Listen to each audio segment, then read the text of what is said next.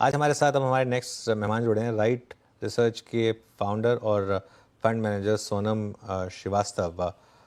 सोनम एक robo adviser हैं और algo based wealth management services पर काम करती हैं। सोनम ने एचएसबीसी और एडलवाइस के लिए एल्गो भी डेवलप किया है। सोनम कई इंस्टीट्यूट में विजिटिंग फैकल्टी भी हैं। सोनम जी, गुड आफ्टरनून। शुक्रिया आज हमारे साथ जुड़ने के लिए। कैसे देख रही हैं आप इस समय बाज़ार को, और आपका क्या नज़रिया है, ख़ास तौर से जो पिछले 2 हफ्ते में रैली हुई है उसे आप किस तरीके से देख रही हैं? सबसे पहले धन्यवाद अनुज जी। आपका प्रोग्राम हम बहुत टाइम से देखते हैं। और देखिए, मार्केट की बात करें तो आई थिंक ये करेक्शन तो चलता ही आ रहा था, और I think small and mid cap segment में, ब्रॉडर मार्केट में हमने काफी पैनिक सेलिंग देखी थी जनवरी फरवरी के महीने में। आई थिंक जो मार्च में जो एक रिकवरी आई है अनुज जी, वो बहुत सारे ही स्टॉक्स में अगर आप देखेंगे तो एक बहुत ही स्ट्रॉन्ग रिकवरी आई है। अगर आप प्राइस एक्शन देखें तो तो ऐसा नहीं है कि एक नॉर्मल वॉलेटिलिटी, बहुत ही स्ट्रॉन्ग हमें वहाँ पे एक स्ट्रेंथ दिखी है। और इसके कुछ रीज़न है, आई थिंक एफआईआई बाइंग हुई है कुछ टाइम से, जो इंडेक्स में रीबैलेंसिंग हो रही थी एफटीएसी में, उसके वजह से।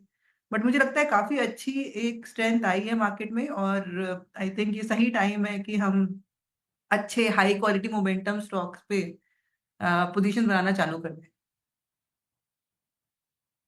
सोनम जी, एग्जैक्टली अभी निफ्टी 50 पे रहते हैं। निफ्टी 50 में अगर आप देखें, बैंक्स एनबीएफसीज ने बहुत स्ट्रॉन्ग पुल बैक दिया।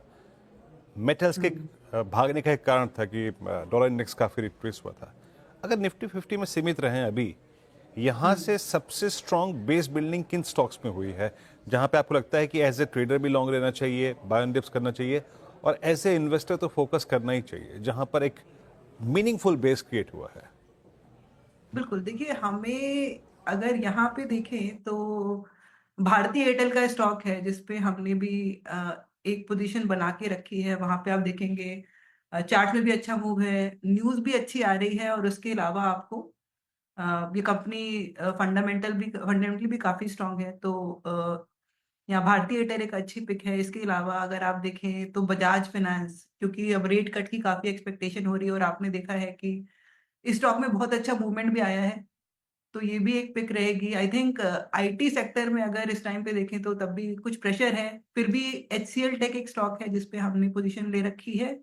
इसके अलावा कोटक महिंद्रा बैंकिंग में हम देख रहे हैं कि कोटक महिंद्रा में एक पूरा बहुत अच्छा ही ब्रेकआउट आया है। तो निफ्टी 50 में भी बहुत सारे स्टॉक हैं जो हमको इंटरेस्टिंग लग रहे हैं। जी सोनम जी, गुड आफ्टरनून। श्रेया बात कर रही हूँ। आपने कुछ स्टॉक्स बताए निफ्टी 50 के जहाँ पे आपको मोमेंटम स्ट्रांग लग रहे हैं और बेट लगा रही हैं।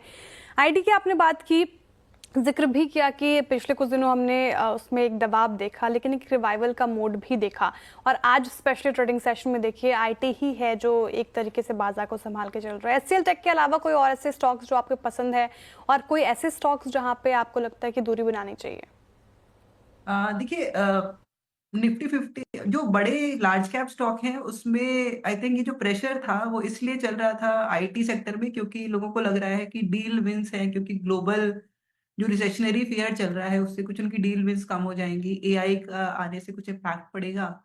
बट इसके अलावा आई थिंक अगर आप स्मॉल एंड मिड कैप में देखें तो परसिस्टेंट का स्टॉक है जहाँ पे आपको एक अच्छा परफॉर्मेंस दिख रहा है। उसके साथ के साथ अगर आप देखें तो कोफोर्ज है ना, वहाँ पे आपको अच्छा मूवमेंट दिखेगा। अ, अगर आप डोमेस्टिक आईटी देखें तो ई क्लर्क्स, एफएसएलई काफ़ी ज़्यादा टूटे थे ये स्टॉक जनवरी फरवरी में, बट ये काफ़ी इंटरेस्टिंग है।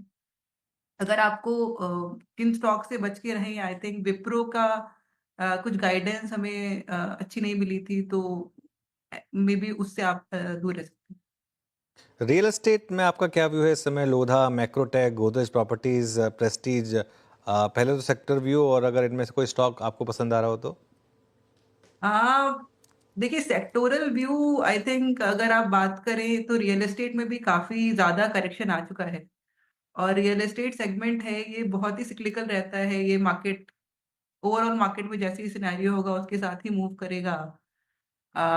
इसमें आई थिंक बट हाँ, काफ़ी करेक्शन आ चुका है, और कंसोलिडेशन मोड में चल रहा है ये सेक्टर। मेरे ख्याल से बहुत जल्दी यहाँ पे भी हमको स्ट्रेंथ दिखनी चाहिए।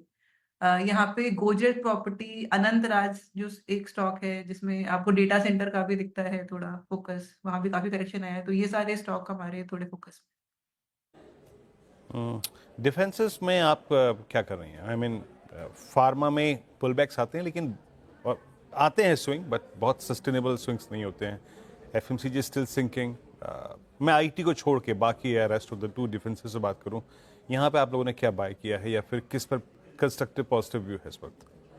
देखिए, फार्मा और हेल्थ केयर की बात करें तो वहां पे हमको काफी कंस्ट्रक्टिव स्टॉक दिख रहे हैं, जैसे एमी ऑर्गेनिक एक स्टॉक हुआ, उसमें आपने देखा होगा काफी अच्छा मोमेंटम अभी भी बना हुआ है और इतना इम्पैक्ट भी नहीं पड़ा है करेक्शन का। इसके अलावा एक सुप्रिया केमिकल का, सुप्रिया का स्टॉक है लाइफ साइंसेज, जो आपको करेक्ट हुआ था बट बहुत अच्छी रिकवरी आई है, इनमें हमने कुछ पोजीशन बनाई है। उसके अलावा हेल्थ केयर, मतलब अगर आप हॉस्पिटल सेक्टर में देखें तो हॉस्पिटल सेक्टर तो आई थिंक वहां पे बहुत केपेक्स हुआ था पिछले कुछ सालों में, और वहां पे आई थिंक एक बार मार्केट में स्टेबिलिटी आती है तो जरूर एक बेहतर वहां परफॉर्मेंस मिलेगी। तो नारायण हृदयालय और अपोलो हॉस्पिटल ऐसे काफी स्टॉक है जिसपे हम फोकस कर रहे हैं।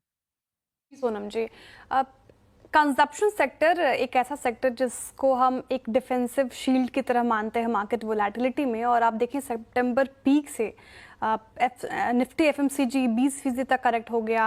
कंजप्शन सेक्टर देखिए 17% तक इसमें गिरावट आई है। तो क्या इस गिरावट में आपने कहीं एक्सपोजर बढ़ाया है इन दो, मतलब पूरे कंजप्शन बास्केट में? कंजम्पशन बास्केट में हमने पिछले साल में देखा था कि आई थिंक एक स्लो डाउन सा आया था, उसमें कमोडिटी प्राइसेस, हाई इन्फ्लेशन और ऐसे कुछ फैक्टर थे। इसीलिए बहुत स्ट्रॉन्ग मूवमेंट नहीं आया आई थिंक। अभी इस डिक्लाइन में भी कंजम्पशन बढ़ा नहीं मेरे ख्याल से। बट हाँ, आई थिंक यहाँ पे प्लेटफॉर्म प्लेस की बात करें तो जोमेटो का स्टॉक है जहाँ पे हमने कुछ पोजीशन ली है, और कंजम्पशन से लिंक्ड कुछ और एरियाज होंगे जहाँ पे भी हमने कुछ पोजीशन ली है। ओके, चलिए मैम, बहुत बहुत शुक्रिया आप इस कार्यक्रम में शामिल हुई और सभी इन सेक्टर्स पे और जहाँ जहाँ पे आप लोगों ने अभी इस वक्त बाइंग की है उस पर अपनी टिप्पणियाँ करी। बहुत बहुत शुक्रिया सोनम जी इस कार्यक्रम में शामिल होने के लिए और अपनी राय रखने के लिए।